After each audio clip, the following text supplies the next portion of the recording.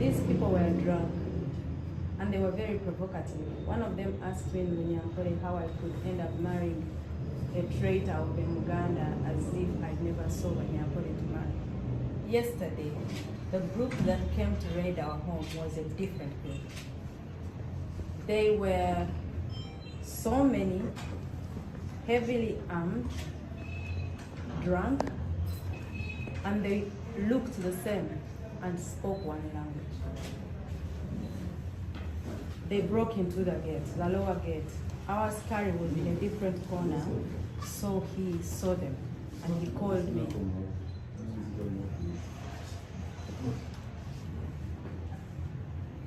Our askari saw them and called me. I had already gone to bed. I was just preparing to read like one page of my Bible and then sleep. The askari called me and said, "These men are many and they are coming in this time." So in the moment, I got out of the bed, switched off the bed light, then tried to walk out of the bedroom and lock it, looking for a place to hide. But then I realized that was a wise thing to do. I opened the bedroom again, went in, opened the balcony room to make a video of at least some evidence of these people were coming in. I just shot a small snippet thing because already they had ladders and they were climbing to our veranda. So when I shot that, I locked the veranda door again, went in, sent the video to our son Solomon, and I asked him to let people know that we were under attack. Then I called our other son, who is also my brother-in-law, Dax, and I told him, it's finished. These people are coming in, definitely. So I walked out of the room, locked the door, and then went down the stairs. When I reached the stairs and looked in the window, there was this big group of men. Every window had like 10 men in it. And they said, "Open the door." They said it in Munyankore. I replied in Munyankore and said I was not going to open.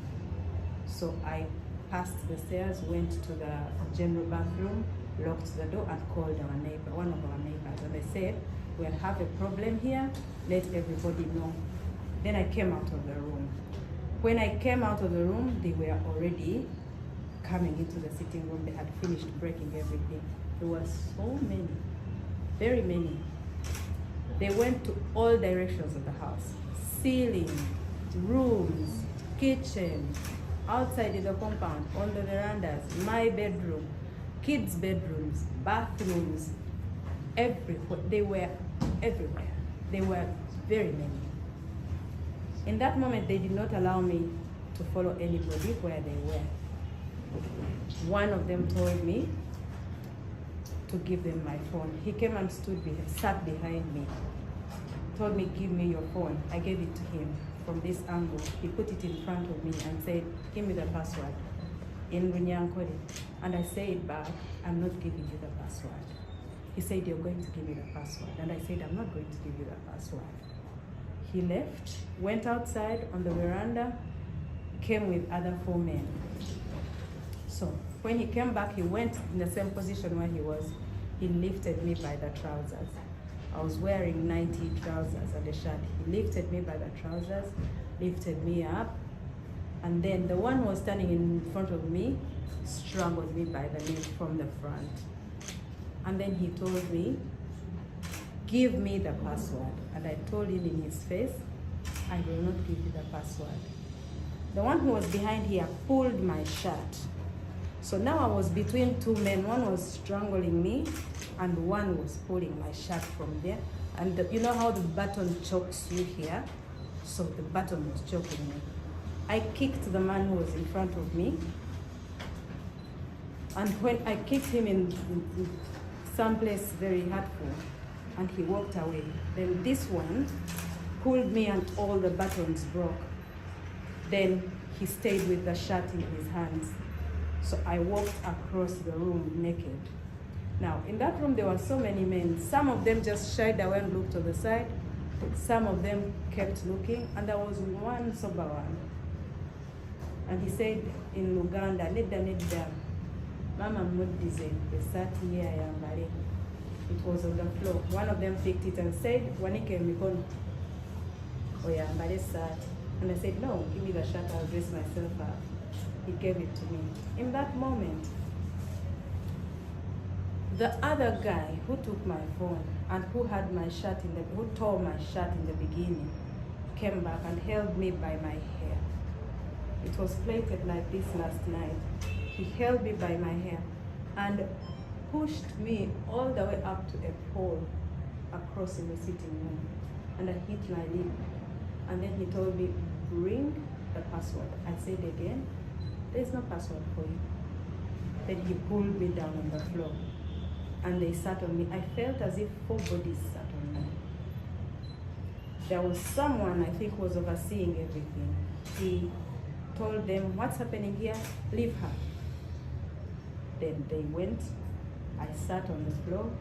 And in that moment, I felt thirsty. I felt nauseous. I felt dizzy. I felt my body was confused. I asked for water. They brought me a glass of water. I asked for more water. They gave me another glass.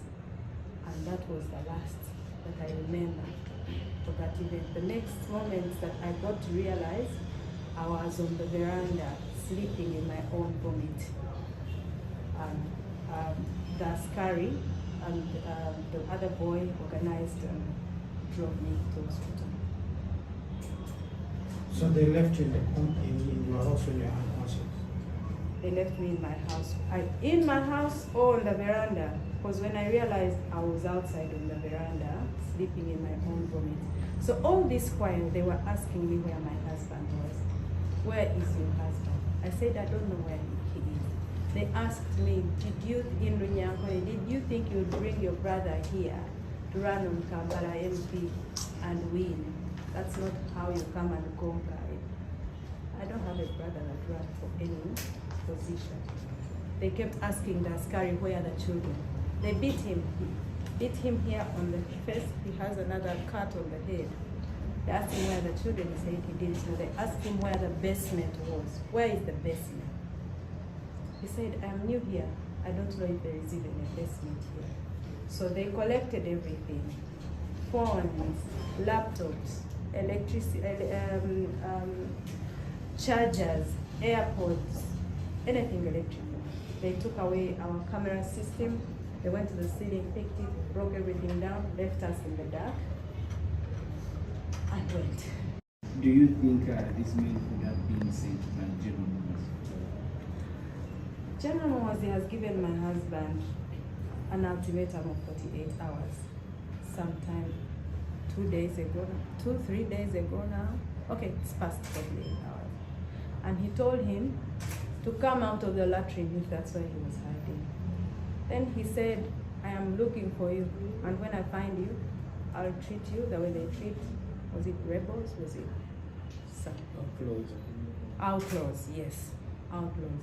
So, if someone threatens you to that extent, and they are in an office of power, and they're in control of the army, and all the army outfit, how could you say they're not the one that saved those people? What message do you have for your husband Wherever he is, he should just do his thing. He shouldn't worry about me.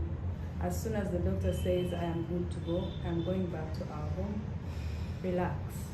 I am going to be fine. I shouldn't be the reason you leave. You're hiding. You should come at your own timing and when you feel safe. Otherwise, I'm okay.